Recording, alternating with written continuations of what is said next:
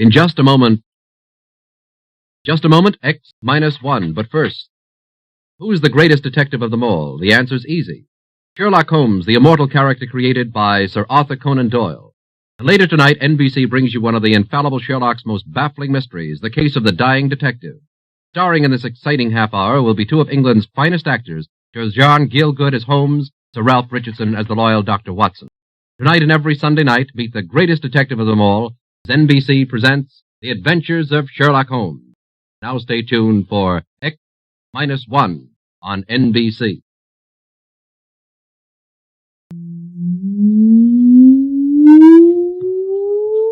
Countdown for blastoff. X minus 5, minus 4, minus 3, minus 2, X minus 1. Fire!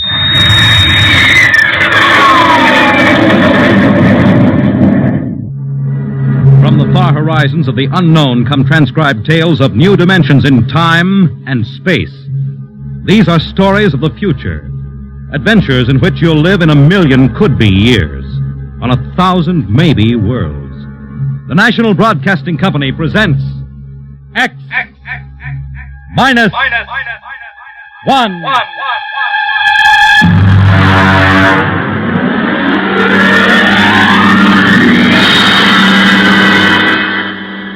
Tonight's story, Mars is Heaven.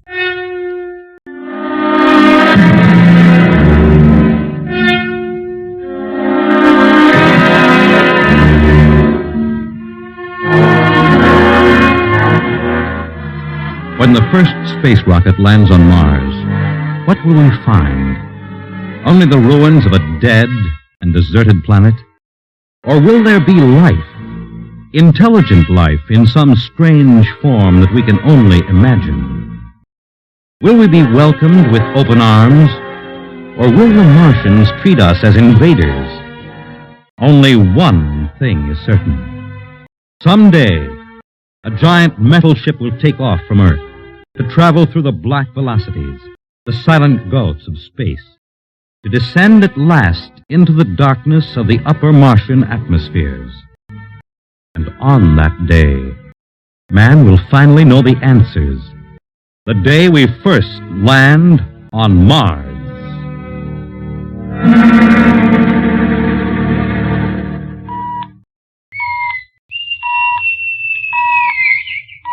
Now hear this.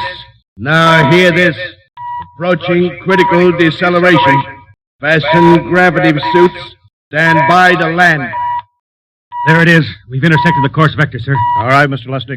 Over to manual control. Aye, sir. Masters, sound general quarters. Aye, sir. Mr. Lustig, what do you make of the terrain? There seems to be a heavy ground, Miss Captain. We won't be able to use the infrared lights. And we'll have to come in on radar. Not a little risky, sir?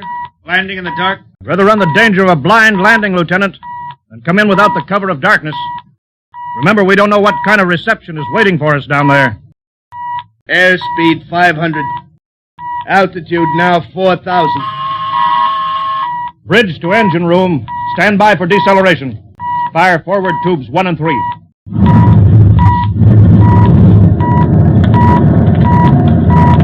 Steady as she goes, Mr. Lustig. As she goes, sir. Airspeed 100. Altitude 1,000. Radar indicates a level stretch dead ahead, sir. Skids down. Skids check. Altitude 500. 4. 350. 3. Up a point now. All right. Let's set her down.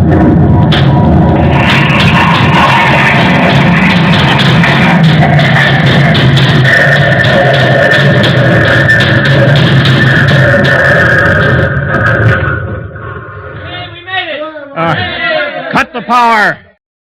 Masters, pipe battle stations. Aye, sir. All secured, sir. Well, gentlemen, we're now on Mars. April 20th, 1987. 4:33 Greenwich time. Enter that in the log, Masters. Aye, sir. Well, gentlemen, it's less than 2 hours till dawn. As soon as it's light, we'll send out a landing party. Masters, get me an all-over hookup. We're all set, Captain. Now hear this. All right, men. The smoking lamp is lit. Well, we're on Mars.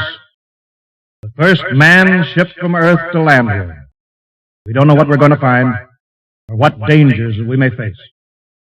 We're 17 men on an alien world.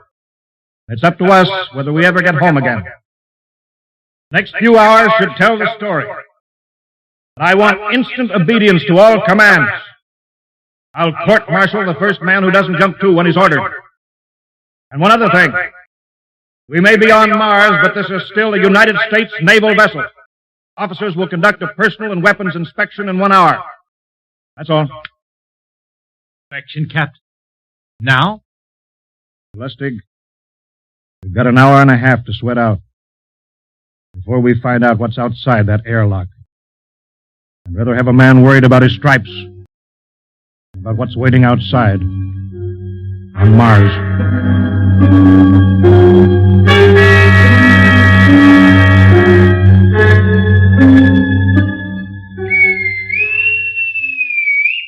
Now hear this.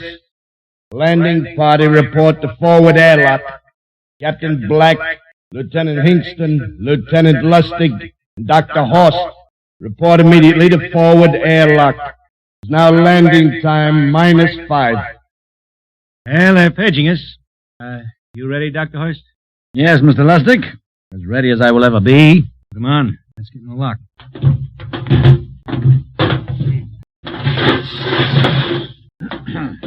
Hingston, Lustig, and Horst reporting in the airlock. Very well, sir. The captain will join you. 4 minutes to go. At least the captain would get here. What difference does it make? I just want to get it over with, that's all. Anybody got a cigarette? Yeah, I think you're smoking too much, Lieutenant Lustig. Nervous? Lay off, will you, Horst? Wondering what's hidden outside underneath that ground mist? I've been giving it some thought. It'll be very interesting to find out. A very unusual planet, Mars. Why? It has an atmosphere. Wonderful thing, an atmosphere. If you find one, you find life. The Martians? What do you think they'll look like? Who knows? Intelligent life can take many forms. You mean they may have green skins and eyes on stalks or something? The comic book conception is possible, of course. Or they may have developed to a point that is far beyond us. Perhaps they have a science that can produce weapons far more dangerous than our atomic missiles. You think we may have to fight our way out? After all, we are invaders. Now hear this. Landing time -2. All right, we heard this. What I'd like to find outside that airlock. Good old Illinois. Ever been there, Lustig? Only Chicago. You ought to see my hometown. Green lawns, big white houses. Sounds like my hometown. My grandmother used to have one of those iron deer on the lawn. Every Halloween we painted another color. One time we painted it black and white like a Holstein cow. Where does your family live, Dr. Horst? I have no family. When I was a child, they were gassed to death in the Dachau concentration camp. Tough. No, it has its advantages. I have no ties on Earth. Nothing to lose now. I imagine I'm the only one on board who is free to enjoy our present peculiar position. All right, Masters, you can button it up now. Aye, sir. Well, gentlemen, check your sidearms.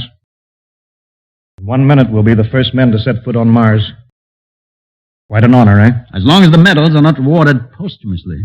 Feel uneasy, Dr. Horst?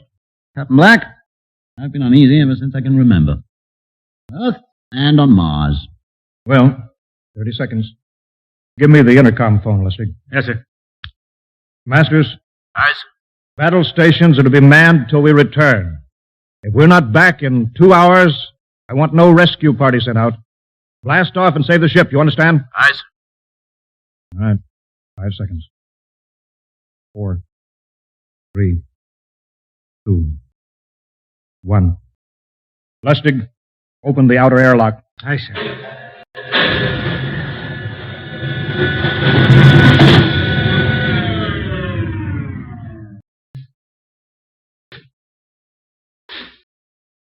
It's fresh air. Let's go. Take it easy. It's too dark to move fast. Quiet, isn't it? Not even a wind. Can't see anything from this ground, mister. Quiet. I don't know what's out here. Come on. What the... Quiet! Captain, I could swear that sounds like a rooster. Don't hear it anymore. Very homely but unlikely sound. A rooster crowing on Mars? Kingston, Aye, sir. set that machine gun 25 yards to the flank. We'll stay here till the ground mist lifts. Aye, sir. What do you make of the ground, Horst? Grass. Plain grass. You can see some large foliage there where the mist's thinned down. What the... Kingston, hold your fire, you fool! I hit it, Captain. What? Some kind of wild animal. I hit it. I could see the tracers, but it's still standing. Come on, Horst. Doctor, where are you? Up ahead. Firing the wild animal. Careful, Horst. Wait for us. Don't worry, Captain. Iron deer. Lawn ornament. Well, that's impossible. Hollow. Interesting, isn't it? A whitewashed Victorian iron deer sitting on a lawn in the middle of Mars. I don't understand. Look around. The mist's lifting. Hey, Captain, look there. A house. A regular old-fashioned house. Mars. Lord. I haven't seen carved scrolls and gingerbread like that in years. Look at that port swing. The geraniums. There. I told you it was a rooster, Captain. Give me the glasses, Lustig. I want to take a look through that front window. Well, there's an upright piano. Some sheet music on it. Lustig, it's beautiful Ohio. It can't be, sir. Horst, do you think that civilization of two planets could be identical? I don't know. That specific variety of geraniums is only 50 years old on Earth. Is it logical that they should develop in Mars? How about that port swing and the piano and beautiful Ohio? It's impossible. Captain Black.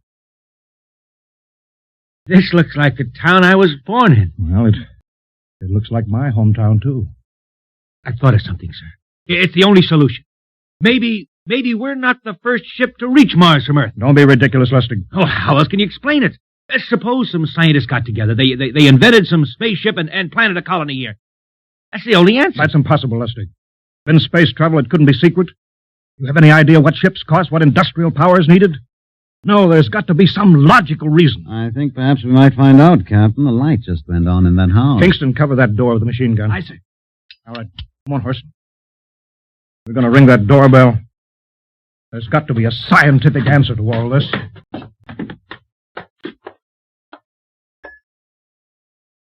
There's something moving in there. Stand back, Horst.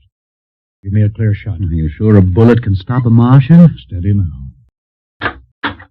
Can I help you? Well, we... If you're selling anything, it's much too early. No, wait just a minute. What town is this? What do you mean? Are you census takers? No. We're strangers here. We want to know how this town got here. Is this a game? No, it's not a game. We're from Earth. From where? From Earth. Do you mean out of the ground? Are you sure you're feeling well? Madam, we came in a flying ship across space.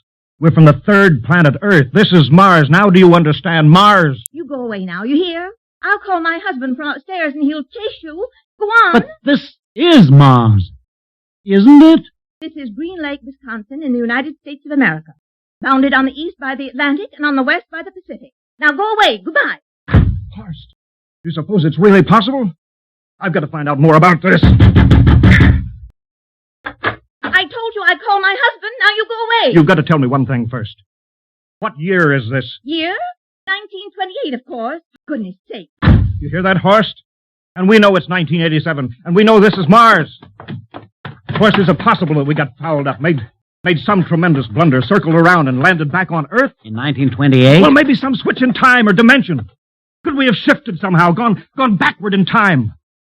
Oh, Horst, this won't hold water. It's not logical. We checked every mile. We went past the moon, out into space. We're on Mars. Find out anything, Captain? No, we're going back to the ship till I figure out some logical explanation for all this. Lustig out at point. Kingston in the rear. Keep that gun at half load. Aye, sir. Horst, there's got to be some cold, logical solution. Captain. What? That house down the street, the white one with the green shutters. Lustig, what's the matter? I never thought of... Thank God! Lustig! Lustig, come back here! He's running for that house. That crazy fool, after him, quick! Lustig, stop! Come down off of that porch! Grandpa! Lustig, what the devil do you think you're doing? Albert! Grandma. Grandpa, it is you. Lustig, what is going on here? But it's been so many years. How you've grown, boy. It's so good to see you. Lieutenant Lustig! Captain. Grandma, I want you to meet my friends. This is Captain Black. Captain, I want you to meet my friend folks. Howdy. Any friend of Albert's is a friend of ours. How long have you been here, Grandma? Oh, a good many years, ever since we died. Ever since you what? Yes, sir. They've been dead 30 years. What? Now, don't trouble yourself. It's all right. We're alive again, that's all. You mean to tell me that Mars is heaven? Oh, nonsense, no. All we know is, here we're alive again. And who are we to question God's infinite ways? Well, Lustig, we're going back to the ship.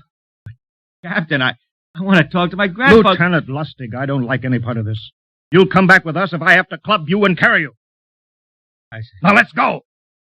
One only knows what they've run up against back at the ship.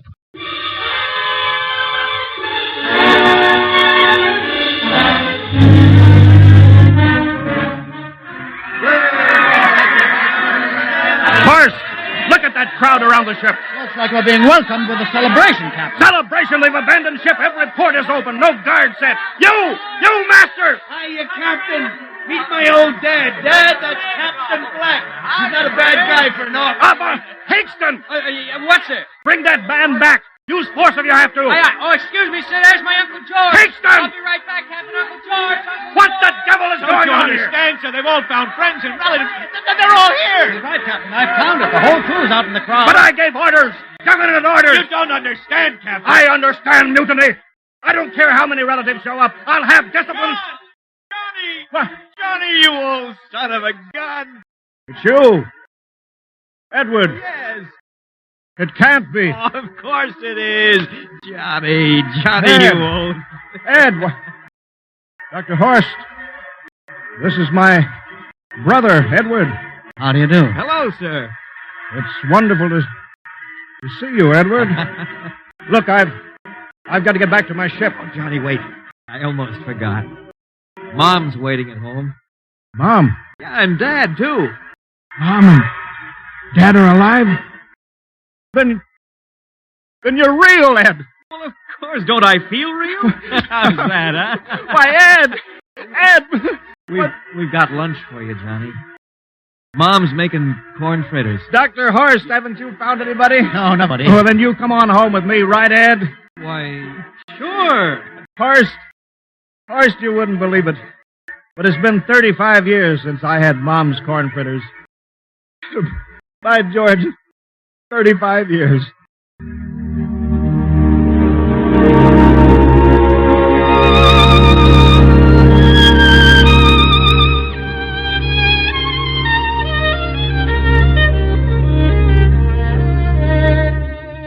And there's plenty more in the kitchen, so don't hold back, Johnny. You too, Dr. Horst. Well, Johnny, you're still in the Navy, eh? That's right, Dad. I'm in command of the ship. We're an old Navy family, Dr. Horst. All three of our boys in the service. Ed was the best pilot in the Pacific, too. What did happen, Ed? What's the difference? I'm here now. Yeah, but... You know, it's almost perfect. All we're missing is your brother, Will. Then the whole family could be together. Well, it won't be long, Mom. Will's in charge of the XR-54.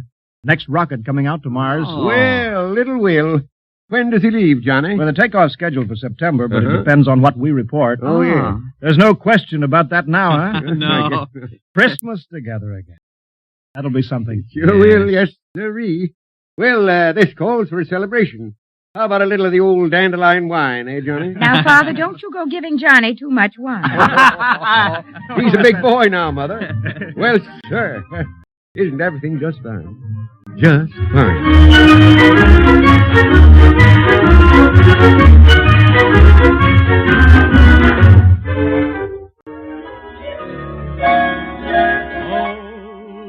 I'll be melancholy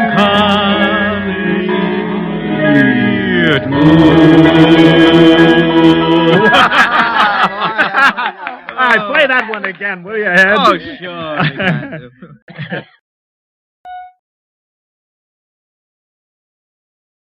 Well, Dr. Horst, what are you doing sitting over here alone? What do you think of my little family? Very nice. You know, I can't understand why you didn't find any folks here, Dr. Horst. Just a shame everybody else is so happy. I never remembered my family, Mrs. Black. All I know is they were gassed at Dachau during the Second World War. When I was liberated, I was in delirium 3 months. I cannot remember anything before then. A psychiatric phenomena. That's terrible. Isn't there anything anybody can do? I don't want to remember. I have not had a pleasant life. I prefer to be free of emotional entanglements. They interfere with a scientific approach. I'm sorry, Dr. Horst.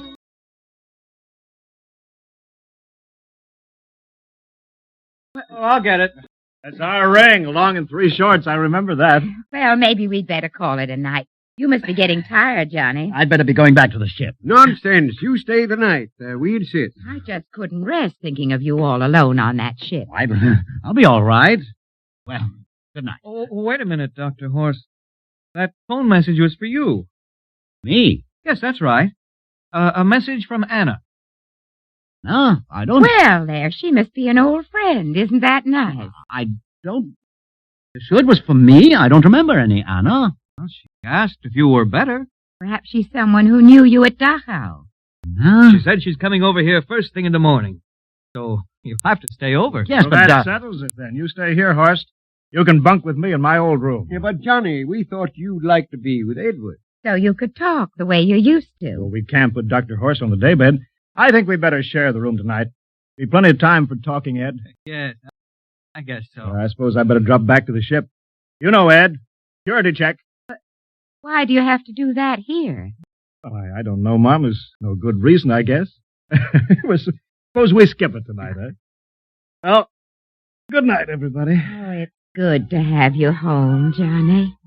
It's good to be home, Mom.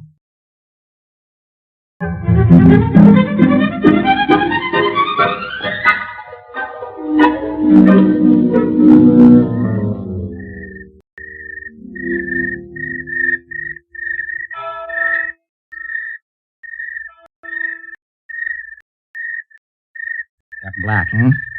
You sleep? No. I've been thinking about what we were expecting. Green-skinned Martians with eyes on stalks, and all the time there was only Mom and Dad and Edward waiting. That's funny what tricks your imagination can play on you. Well, I guess Mars is heaven, Horst. You know, I've been thinking about Martians, too. Captain, just suppose there were Martians, and they saw us land, and suppose they thought of us as invaders. What would be the best weapon they could use against our atom bomb? Huh? I don't see what you're getting at. They would want to disarm us first, huh? To wipe out all suspicion, to make us feel at home. Suppose this house isn't real. Suppose the people are just images, stolen from our own memories by Martians, created for us by telepathy, hypnotism. Oh, that's the craziest theory I ever heard. Maybe that's why there was no one for me, because in all my life there is no happy memory, no real loved person, not even my mother. I don't remember her, only the piles of rotting corpses at Dachau. There was no happy emotion for these people to recreate. How about that phone call? Anna? Yes, Anna. I didn't remember who she was, but I do now. I just remember. When I was freed from Dachau, sick, delirious, I raved about a wonderful, kind nurse named Anna that took care of me. Well, there you are. It's logical. She's coming to see you tomorrow. But there was no Anna. I'd been nursed by a man. But Anna was only a dream. And there's only one way they could have learned about her, by reading my subconscious mind. That's impossible, Horst. Why? A whole crew was thinking of home. Suppose the Martians read our minds. Yes, but if there are Martians... If there are, they have us separated. Each man in a different house, sleeping, trusting. No one at the guns. I left my pistol downstairs. Do you think there's something to this, Horst? Perfect Who would suspect his own mother, his grandparents? How easy. Just a knife in the heart of each sleeping man. That's impossible, Horst. But we've got to get back to the ship. Listen. Crickets have stopped. Come on. We don't know when they change back to whatever they really are. All right, careful.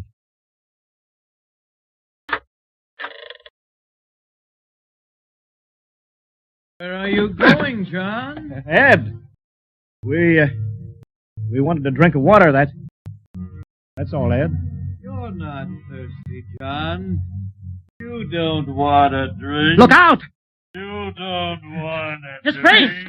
It's changing! He's a Martian! Run, horse! Run! You can't get away, John. This way, horse! Horse! Where are you?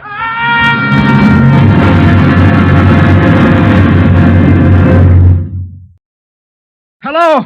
Hello! Can you hear me, Earth? This is Captain John Black, the XR-53 calling from Mars. I've locked myself in the ship, but they've crippled it. I can't take off or fire the guns, and they're coming for me now, the Martians. I'm all alone here. All the rest are dead. Hingston, Lustig, Dr. Horst. Poor Horst, he didn't even reach the door. Listen! Listen! They're trying to break through the hull. Edward and Mom and Dad and all the folks. But they're changing now. They're melting and changing back into... They're Martians. Can you understand? Martians, not men. They made us think that Mars was heaven and we fell into the trap. Can you hear me, Earth? You've got to stop the next rocket. Listen, tell my brother Will. Tell my brother not to come. They'll trap him too. They'll kill them all. Hello? Hello? Can you hear me, Earth? This is John Black on Mars. Hello, Earth. This is John Black on Mars. Hello, Earth. Hello, Earth.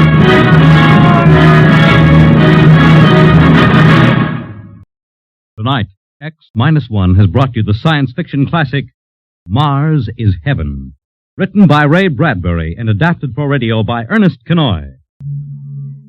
Featured in the cast were Wendell Holmes as Captain Black and Peter Capell as Dr. Horst, with Bill Zuckert as Masters, Bill Lipton as Hingston, Margaret Berlin as the old lady, Bill Griffiths as Edward, Ken Williams as Lustig, Ethel Everett as Mom, and Edwin Jerome as Dad. Your announcer, Fred Collins. X-1 was directed by Fred Way and is a transcribed NBC Radio Network production.